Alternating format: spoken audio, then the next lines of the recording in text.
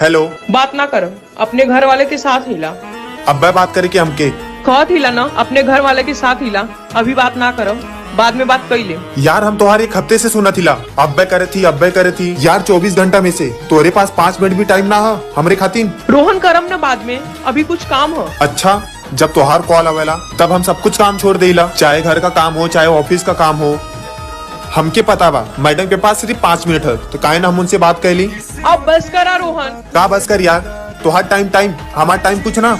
अगर तू पूरे दिन भर में 10 मिनट भी हमसे अच्छे से बात कर ले तू ना, तो भी हमरे खातिर बहुत है। रोहन अब बहुत हो गल है तोहार। माफ करदा सोनाली, हम सच बोल दानी। हमके पता बा कि तू गुस्सा हो गईलू।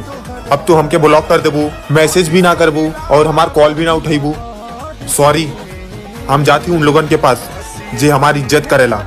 यहाँ तो हमार कोनो इज्जत ना बा।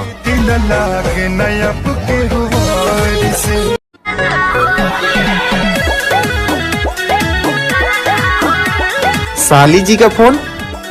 हाँ साली जी। जीजा जी, अपने साली के संग होली खेले ना उबा। अरे साली जी, होली में तो पक्का ससुरारी आई हम। हमारे शादी के बाद पहल का होली बा।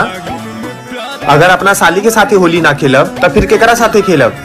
जीजा जी, होली में पक्का आया, हमके कोनो बहाना ना चाहिए। अरे साली जी तू चिंता मत करा, हम पक्का आए होली में। ठीक है जीजा जी, हम रखत आनी।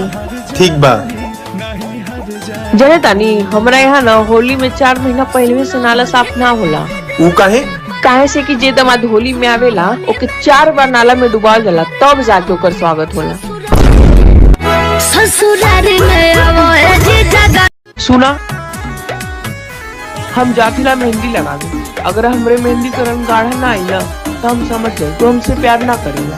बेबी ऐसा कुछ ना होला। देखा, मेहंदी का रंग चढ़े या ना चढ़े, लेकिन हम तो उसे प्यार करी ला ना। हम कुछ ना जाने, हमरे मेहंदी का रंग चढ़े की चाहिए।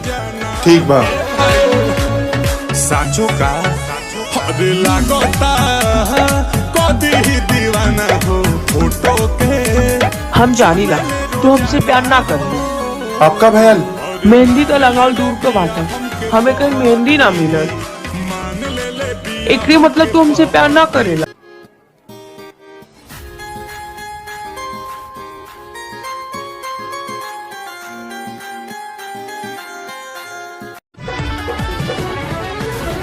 हेलो।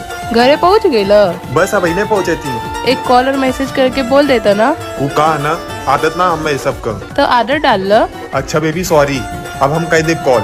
हाँ, ये भइल ना बात। वैसे अच्छा लगल हमके। का अच्छा लागल? अच्छा लागेला हमरा कि तू हमरा पे हक जतावे लो। तू हमार हव तो हक का पड़ोसी पर जताई। अरे नाना, बिल्कुल नहीं, तो हार हक बा। अच्छा ये सब छोड़, कुछ खैला तू? मम्मी घरे ना ही और हमें खाना भी बनावे ना आवेला। वीडियो कॉल करा, हम सिखावत है खाना कैसे बनावल जाला। अरे कौनो बात ना, तू थक गया लोगो ना, आराम करा, हम बाहर से कुछ ले ले। हाँ ठीक बा ठीक बा। कुछ कहला का तू? नहीं, हम तो कुछ न कही है। अच्छा, हमके लगला आई लव यू बोला तू। I love you. हाँ तो हमके बोला के परेला, तू खुद से ना बोल सकेला। हम तो उसे बहुत प्यार करीला जान।